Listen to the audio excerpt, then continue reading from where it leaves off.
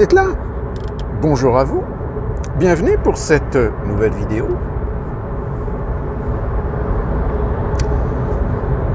Dans ma précédente vidéo, je vous ai parlé de la petite tempête parce que ce sont des gens qui ne s'avouent pas vaincus, et qui vont toujours défendre rubis sur l'ongle leur position, leur existence sur les fact-checkers. Fact-checkers liés évidemment aux révélations qui ont eu lieu récemment grâce aux auditions parlementaires concernant le fonds Marianne, plus particulièrement concernant Conspiracy Watch, qui s'est bien foutu de la gueule de tout le monde en prétendant qu'elle ne touchait pas de subventions de l'État, alors qu'en réalité, oui, c'est bien une réalité. Et le hasard du calendrier fait qu'au moment où j'ai fait cette vidéo, avait lieu, en France, l'audition, enfin tant attendue, de Marlène Schiappa. Eh bien, malheureusement, j'ai pas eu le temps de regarder les 3 heures d'audition. J'ai regardé quelques vidéos de gens qui ont fait un petit peu des résumés. Je me suis simplement fait 1h30, je crois, de début d'audition. Et c'est hallucinant. Hallucinant pourquoi ? Parce que, pas de surprise, Marlène Schiappa, elle fait du Marlène Schiappa. C'est-à-dire que, dans son préambule, on sent bien qu'elle essaie un petit peu de noyer le poisson. C'est-à-dire que c'est la politique de l'anguille. Vous savez, la politique de l'anguille, c'est l'anguille, ce poisson qui réussit à serpenter autour des rochers, autour des obstacles, etc., qui est une image, une allégorie pour les gens qui refusent d'affronter les réalités et essayent toujours de trouver des subterfuges pour ne pas assumer leur responsabilité d'affronter les obstacles. Eh bien, Schiappa, son intervention pendant cette commission, c'est quasiment ça. Alors, comme je vous le dis, moi j'ai vu qu'1h30, mais ça m'a suffi parce que déjà au bout de 30 minutes, elle a fait un préambule qui était court. Là, les intervenants de la commission commençaient à remettre un petit peu de certaines précisions, etc. Sauf qu'à chaque fois que, dans certains cas où les rapporteurs posaient une question sur un détail précis, en fait, elle tourne autour un petit peu du pot. Déjà, elle commence toujours par une sorte de sémantique, de narratif pour essayer de se défausser du fait que, en gros, non, j'étais pas au courant. Qu'il y ait des gens qui ont pu faire ça, etc. Mais personnellement, j'étais pas au courant. Qu'il y ait eu des choix ou que telle ou telle association a été... Oui, mais j'étais pas au courant. Et en plus de ça, je précise, je ne faisais pas partie du comité de sélection, etc. Et là, évidemment, les gens de la commission, les rapporteurs, ont commencé à faire allusion à des précédentes auditions où des gens ont quand même dit que, oui, Marlène Schiappa avait quand même un droit de regard sur l'attribution, sur les sélections. Sauf que Marlène Schiappa, encore une fois, elle botte en touche. Mais alors, il y a quelques passages qui sont assez croustillants du fait qu'elle fait du Schiappa, c'est-à-dire, comme je vous le dis, essayer de noyer le poisson, et même des fois, elle répond un petit peu à côté d'une question précise. Et d'ailleurs, les rapporteurs, au bout d'un moment, commencent un petit peu à s'agacer pour, à multiples reprises, l'interrompre et lui dire « Non, mais attendez, notre question, elle est précise, sur un point de détail. Donc, on vous demande une réponse précise. Là, vous parlez d'une généralité, etc. Mais nous, ce qu'on veut, c'est votre avis, votre opinion, votre conviction sur ce point de détail. » Mais alors, il y a un passage qui m'a quand même subjugué. Alors, je ne sais plus si c'est dans son préambule ou un truc comme ça, mais elle commence à dire, vous savez, il faut redéfinir en fait la responsabilité des maires, des élus locaux, voire même des secrétaires d'État ou des ministres, sur le fait qu'ils ne sont pas forcément responsables des dysfonctionnements ou des erreurs dans leur service. Alors, attendez, Déjà, le statut même. Ce statut, il existe pourquoi? Il existe parce qu'on a besoin, dans les rouages d'une administration, dans les rouages d'une entreprise, dans les rouages d'une collectivité, dans le rouage de n'importe quelle organisation, association, collectivité, on a besoin de structure, on a besoin d'un organigramme. On a besoin de gens pour chapeauter, pour aider, pour prendre des décisions, donner des orientations, donner des politiques. Et voire aussi gérer des questionnements, gérer des débats, gérer des idées. Ces gens-là, c'est ce qu'on appelle des superviseurs, c'est ce qu'on appelle des managers, c'est ce qu'on appelle des chefs de service, c'est ce qu'on appelle des directeurs, c'est ce qu'on appelle des secrétaires d'État, c'est ce qu'on appelle des adjoints secrétaires d'État, c'est ce qu'on appelle des secrétaires ou de je ne sais quoi d'autre, c'est ce qu'on appelle des ministres, c'est ce qu'on appelle des directeurs de service, directeur général, président directeur général.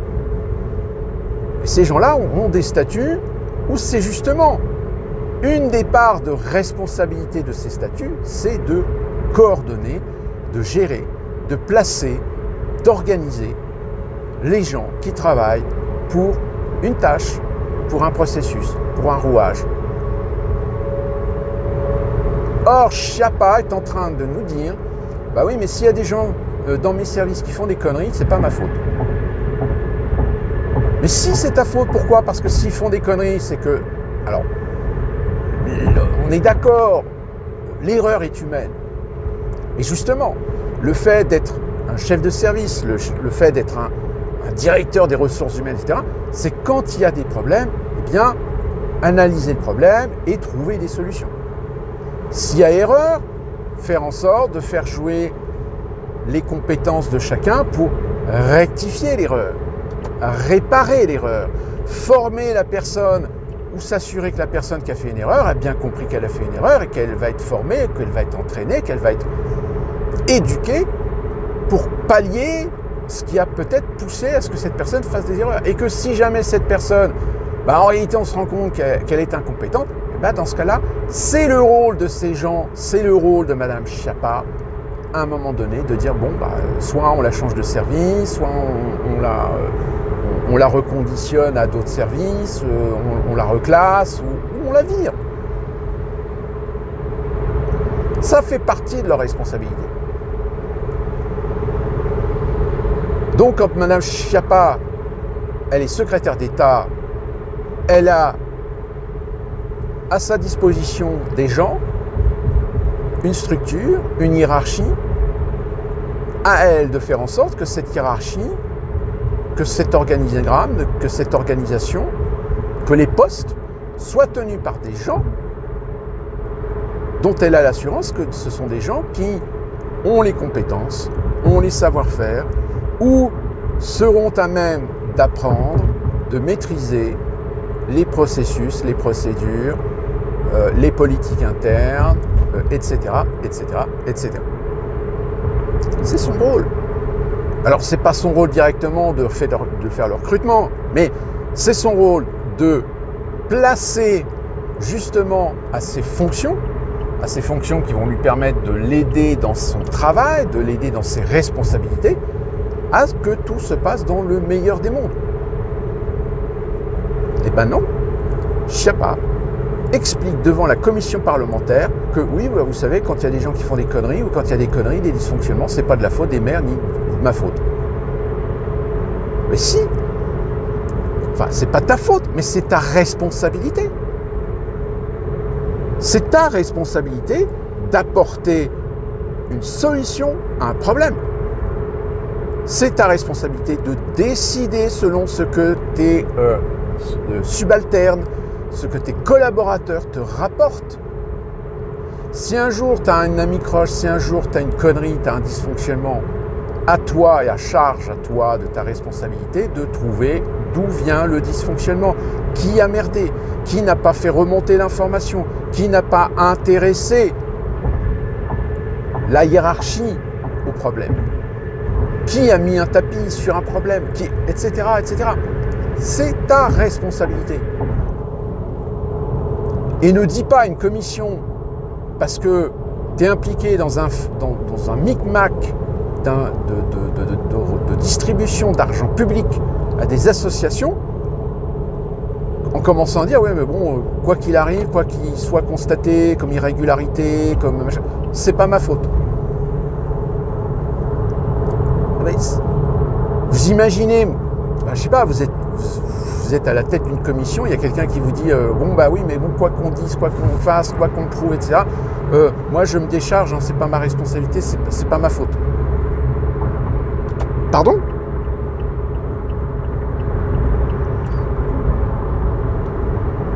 Vous imaginez un tueur de mass shooting aux États-Unis qui, devant un tribunal, dise « Ah oui, mais c'est pas ma faute, vous savez, parce que c'est la faute des États-Unis, parce qu'ils laissent des gens comme moi d'acheter des armes, et pour s'en servir,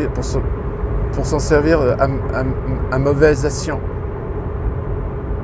Donc c'est pas ma faute. »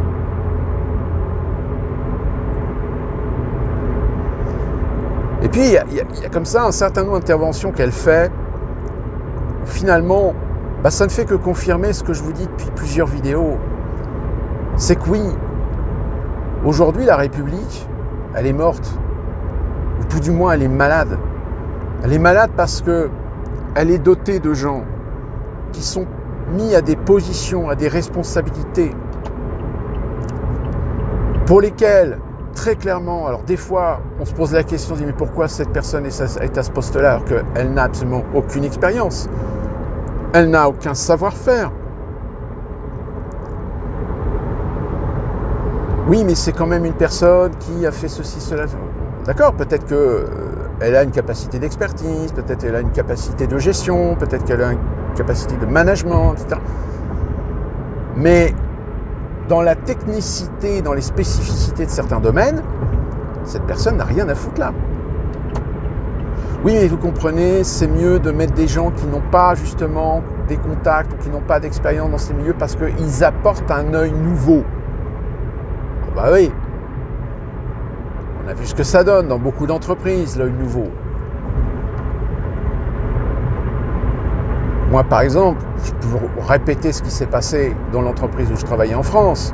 C'est qu'un jour, on est passé d'une entreprise d'exploitation de cinéma dirigée par quelqu'un qui était de la profession, qui était du métier, qui était même un passionné de cinéma, à une entreprise de rentabilité. C'est-à-dire que l'entreprise, tout d'un coup, tous les dirigeants qui étaient en place ont tous été remerciés et on a mis à leur place des gestionnaires, on a mis à leur place des banquiers, on a mis à leur place des économistes, on a mis à leur place des gens qui, dans d'autres entreprises, ont fait un massacre d'économies, de restrictions budgétaires, de virer des centaines, des milliers de gens pour assainir les comptes, etc. Mais qui n'avaient absolument aucune expérience, aucune idée de ce qu'était l'exploitation cinématographique. Et pendant les 15 dernières années, ça a pété des délires sur des trucs où évidemment, là encore une fois de plus, et là je pense que vous êtes tout aussi... vous avez tous fait cette expérience. Vous avez tous fait cette expérience de responsables qui ont quand même une certaine position, une certaine notoriété, une certaine expertise pour pouvoir donner leur avis et dire oui, bon, ouais, c'est bien votre truc, mais nous, on ne sent pas que c'est quelque chose qui peut fonctionner à terme avec la clientèle. On n'est pas sûr que ça soit suffisamment porteur, qu'il y ait suffisamment d'impact sur le plan commercial vis-à-vis des consommateurs, etc. Mais non, ils ferment leur gueule, ils acquiescent, ils disent amen, parce que ça ne fait pas bien. Ça ne fait pas bien, même quand c'est les meetings où on fait des présentations, etc., de lever le doigt en disant oui, mais non, mais c'est très bien votre truc, mais il y a quand même quelques points de détail, ça ne colle pas avec le réel. Parce que là, le lendemain, vous pouvez être sûr que vous allez vous faire allumer la gueule par le directeur général, par l'adjoint de directeur général, par etc. Et d'ailleurs, c'est pour cette raison que très souvent, quand vous avez des présidents, directeurs généraux, qui sont encore des gens intelligents et qui aiment de temps en temps aller au contact de leurs employés, des employés de leur entreprise, pour justement discuter avec eux et avoir un son de cloche un peu différent. Ben, je peux vous dire que vous le voyez dans le regard, la haine. Vous le voyez dans le regard, le mécontentement, la peur, la terreur. Qu'un employé dise quelque chose qui est de notoriété publique dans toute l'entreprise, mais que le président directeur général a été plus ou moins ignoré d'en être informé. Là encore, c'est arrivé dans certaines entreprises et vous avez même des présidents directeurs généraux qui ont assumé leurs responsabilités, des fois même en démissionnant, parce que voilà, ils ont merdé en ayant fait confiance à des gens, en croyant que ces gens étaient dignes de confiance, alors qu'en réalité, il y en a un certain d'entre eux qui sont des arrivistes, qui sont des lécheurs de cul, des cireurs de pompes, et qui n'ont pas fait le boulot pourquoi ils ont été placés là. Avec des salaires, évidemment, Madame Schiappa, apparemment, ça ne la dérange pas. Ça ne la dérange pas de, quand même, essayer de sauver sa peau en disant « Oui, mais vous savez, quoi qu'il y ait pu être fait, s'il y a eu des erreurs, s'il y a eu des prises de position subjectives, s'il y a eu des copinages, etc., c'est pas de ma faute, parce que j'étais pas au courant. » Excuse-moi, cocotte, mais déjà, le fait que tu dises que tu n'es pas au courant, ça veut dire que tu t'es pas inquiété de ce qu'il y avait en dessous de toi. C'est-à-dire des gens qui sont censés t'informer, en tout et pour tout. Et même à la rigueur, tu le dis. Tu dis, je tiens à m'excuser.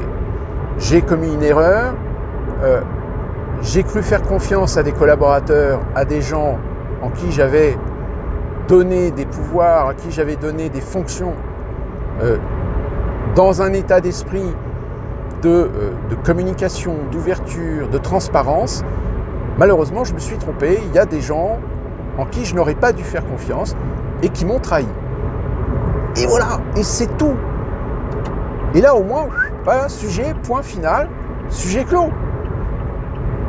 Tu assumes ta responsabilité et on en tient rigueur, que tu as la conscience qu'en dessous de toi, il y a eu des gens qui ont pété plus haut que leur cul. Mais non, même pas.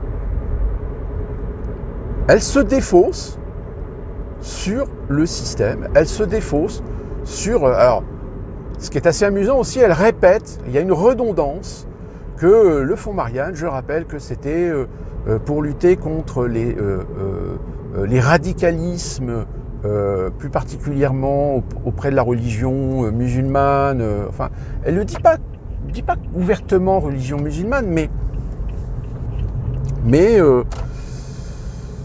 voilà, remettre de la laïcité là où il faut la remettre, parce que la République est ainsi faite. Donc elle insiste là-dessus. Sauf qu'évidemment, les gens du comité, les rapporteurs, etc., et le président du comité, ils essaient quand même de comprendre. Ils se disent, attendez, vous êtes en train de nous dire que, et donc d'affirmer que le Fonds Marianne était bien prévu pour financer des associations pour remettre de la laïcité, donc ça veut dire lutter contre toute forme de séparatisme, de prosélytisme religieux radical, sans spécifiquement nommer la religion musulmane, mais au moins admettre que toute forme de radicalité idéologique qui va contraire aux lois et aux principes de la République, voilà en quoi le Fonds Marianne devait servir à aider des associations dans ce combat.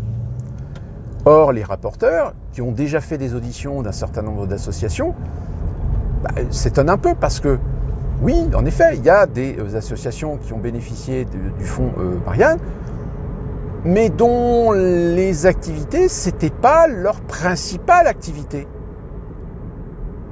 Et même des fois, certains ont admis qu'ils ont élargi leur champ d'action, justement, à lutter contre les séparatismes, à lutter contre les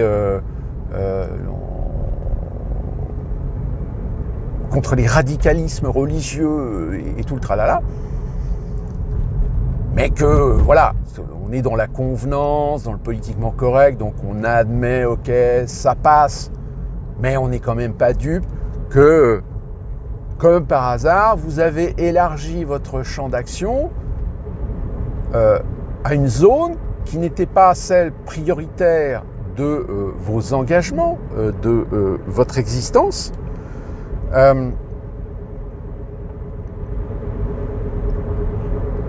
Mais non. Quand tout d'un coup les reporters commencent à mettre des évidences aux yeux de Schiappa, sur le fait que au niveau du comité de sélection, il y a très clairement eu un problème.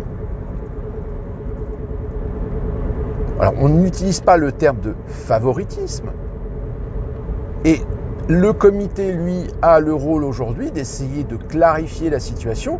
Où est la responsabilité de la sélection et de l'attribution du fonds Marianne?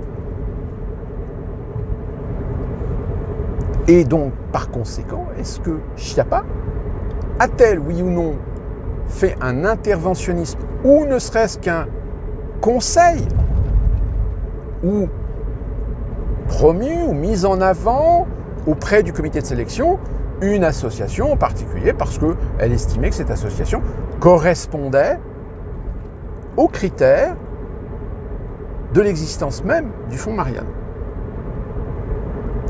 Or, force est de constater que malheureusement, lorsqu'ils posent les questions sur ces détails précis, en réalité, ils n'ont pas de réponse. Ils ont une réponse alambiquée, où elle parle de généralité, où elle parle de structure, où elle parle de technicité dans le fonctionnement. Mais ce n'est pas la question. La question qu'on te pose, c'est est-ce que oui ou non, tu es intervenu, tu as conseillé, tu as promu quiconque auprès du comité de sélection. Et en fait, non, je rappelle ma fonction, je ne fais pas partie du comité de sélection. Alors, j'ai pas vérifié l'information, mais apparemment, là, elle aurait carrément menti. Elle ne faisait pas partie du comité de sélection, mais elle avait un droit de regard, apparemment, sur le comité de sélection. Donc, c'est un peu kiff-kiff bourricot. Et d'ailleurs, elle-même, elle le dit, moi, je ne suis pas signataire, mais j'avais quand même la possibilité d'une validation de tel ou tel organisme. D'ailleurs, la preuve, c'est que il y a une association sur lequel je n'ai pas mis un avis favorable, mais c'est un avis consultatif et non pas, je n'ai pas d'influence sur le comité. Alors oui, j'ai une influence, mais je m'en suis pas servi. Mais attendez, vous venez juste de dire que vous n'étiez pas au comité consultatif et que vous n'aviez pas fait d'interaction avec le comité de sélection. Mais pourtant, vous aviez bien un droit de regard.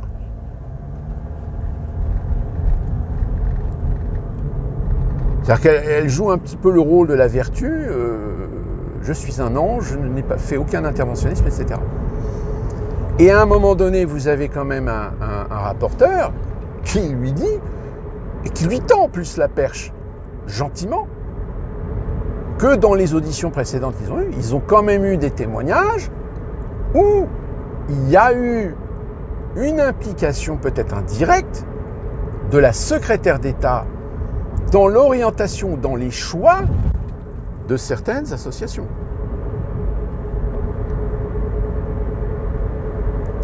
Je rappelle, il ne le dit pas ouvertement, mais il tend la perche à Schiappa pour bien lui notifier, pour bien lui signaler que de ce qu'elle vient de dire, eux, ils ont des témoignages sous serment du contraire. Croyez-vous qu'elle ait compris ou qu'elle ait saisi la subtilité, je dirais, politiquement correcte, diplomatique, technique du rapporteur? Eh bien, apparemment non.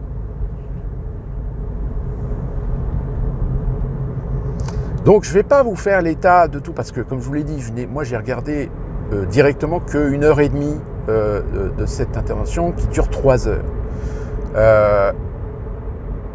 Il y a des vidéos actuellement, Psychodéique a fait une vidéo Je vous la mettrai en lien. Si je trouve d'autres gens qui ont fait des vidéos, je vous la mettrai en lien également pour que vous puissiez juger par vous-même sur pièce.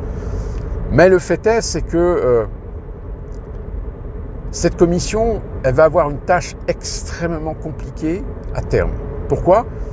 Parce que déjà, il y a une démission du président, je crois, du directeur du fonds Marianne, un monsieur dont d'ailleurs le nom m'échappe. Il y a une perquisition qui a été faite. Donc là, on a bien une enquête judiciaire qui devrait normalement aboutir forcément à des mises en examen.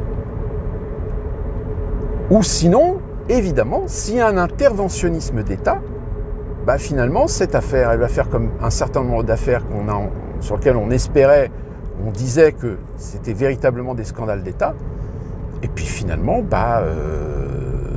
ça a fait l'effet d'un pétard mouillé. C'est comme l'affaire Benalla. L'affaire Benalla, il faut savoir que là, il y a Benalla doit passer devant le tribunal, etc. Mais pareil, ça va être des pétards mouillés. Parce qu'on sait que le mec, ça se trouve, il sait des choses. Donc on fera en sorte que la justice comprenne qu'il ne faut absolument pas trop fouiller là-dedans. Faites illusion d'un processus judiciaire pour démontrer au peuple que, vous voyez, la justice fait son travail. Mais au final, vous déclarerez un non-lieu. Comme un certain nombre de ministres qui ont réussi à échapper à leurs responsabilités dans certaines affaires, dans leurs influences, alors que les faits sont factuels. Donc tout ça pour dire que ça se rajoute à ce que je vous dis depuis très longtemps. C'est-à-dire la déliquescence finalement du système étatique. Cette déliquescence, c'est mettre en place des gens qui ne sont pas compétents ou qui ont des compétences spécifiques pour aller dans un sens, mais pas par rapport à la fonction, par rapport au statut même de la fonction. C'est-à-dire que Borne, elle est placée comme première ministre, pas pour servir de première ministre pour défendre les intérêts de l'État, pour défendre les intérêts du peuple français, de sa souveraineté, et gérer les choses au mieux. Elle est là pour continuer la politique de destruction du système social français. Elle en a les capacités, elle en a les compétences. Et comme Macron, le Macron c'est le genre, moi je mets des gens en dessous de moi qui sont un peu plus cons que moi, comme ça moi ça me valorise, voilà. C'est exactement pareil, c'est la même chose que on voit dans certaines entreprises. C'est-à-dire qu'il y a encore 30, 40 ans, il y avait une culture d'entreprise qui faisait que les patrons choisissaient les personnes qui avaient souvent d'ailleurs des carrières dans l'entreprise et qui au moins avaient l'assurance d'avoir les compétences, d'avoir les savoir-faire, d'avoir, de par leur évolution dans l'entreprise, savent de quoi on parle. Savent que le moindre petite main, le moindre salarié, il connaît la procédure, il connaît la fonction, il connaît le travail, etc. Pour ensuite, lui-même, quand il monte dans les échelons, savoir placer les bonnes personnes aux bons endroits, parce qu'il connaît les personnes, parce qu'il connaît leurs compétences, il connaît leurs...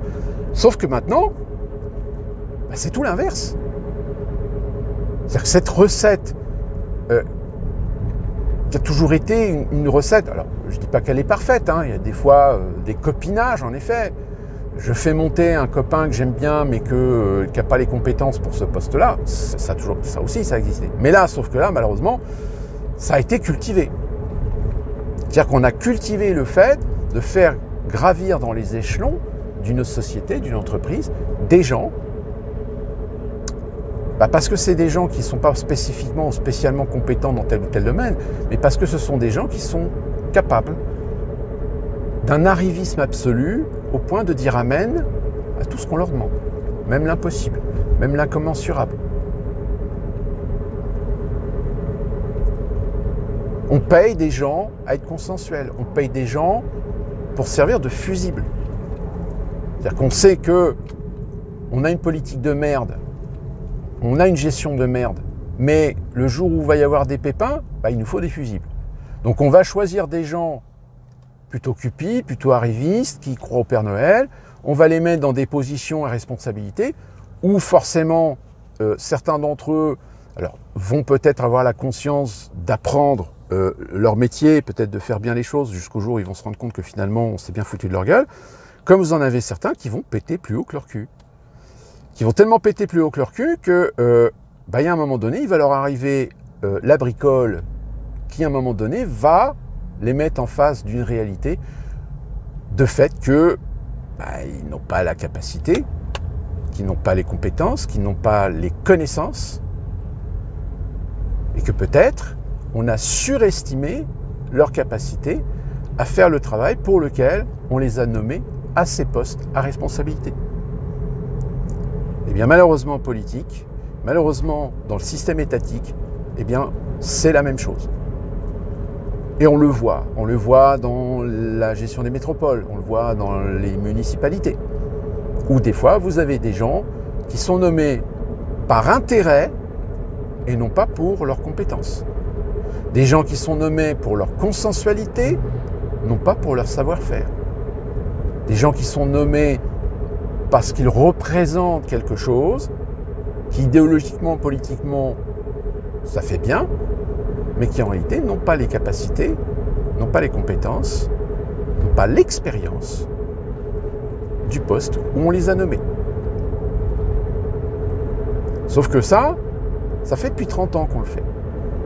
Et ça s'accumule, jusqu'au jour où il y en a un qui fait la grosse connerie qu'il ne faut pas faire, et qu'évidemment, là où après on va mettre en évidence des responsabilités sur le plan hiérarchique, c'est qui a nommé cette personne qui très clairement n'a pas les notions, n'a pas les compétences, n'a pas les connaissances, voire a des antécédents, voire a une réputation qui n'aurait pas dû, qui aurait été contraire à sa nomination à ce poste-là.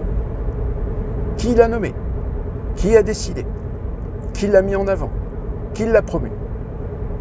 Et c'est là que vous avez le fameux cirque du « c'est pas moi, c'est l'autre ». C'est pas ma responsabilité. Je ne savais pas.